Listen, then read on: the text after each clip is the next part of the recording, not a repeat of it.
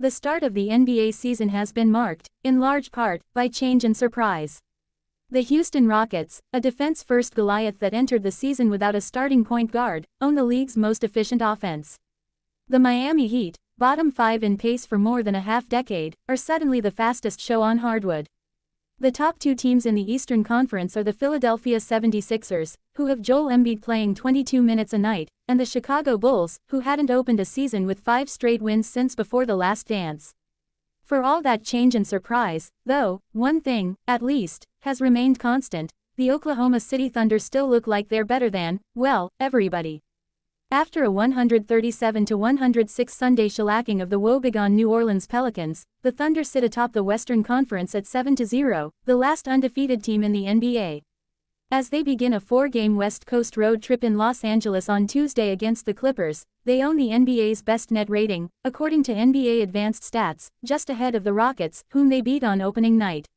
Oklahoma City is just the third team in NBA history to open consecutive seasons 7-0, joining the Boston Celtics, who did it in 1963-64 and 64-65, and the Rockets, who did it in 1993-94 and 94-95. Those Celtics and Rockets teams both won back-to-back titles.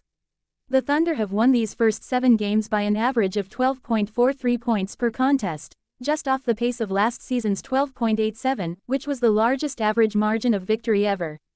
On the heels of an utterly dominant 68-win regular season, the Thunder currently have the non-garbage time point differential of a 69-win team.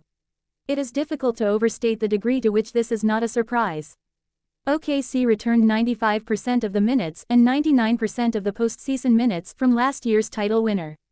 In the annual NBA GM survey, 80% of the league's top decision-makers picked the Thunder to become the first team since the Kevin Durant-era Warriors to repeat as champions.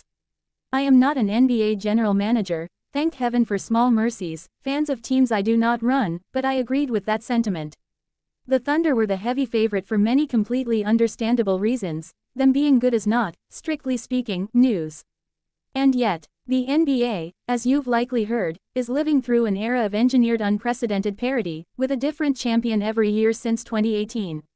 Combine that with the broader context of a league in which regression tends to be the rule. 25 of the 26 previous teams to win 64 or more games have dropped off the next season, according to ESPN's Zach Cram, and the team that was the best wire-to-wire last season still looking like the league's best, is actually pretty surprising. Especially when you consider that Jalen Williams, OKC's all-star, all-NBA, all-defensive Swiss Army knife of a number 2 option, still hasn't played a second this season as he continues to work his way back from off-season wrist surgery. And that after getting off to a sensational start, averaging 23 points, 10.3 rebounds, 1.8 assists and 2.6 steals plus blocks per game on 57 40 seconds 86 shooting splits.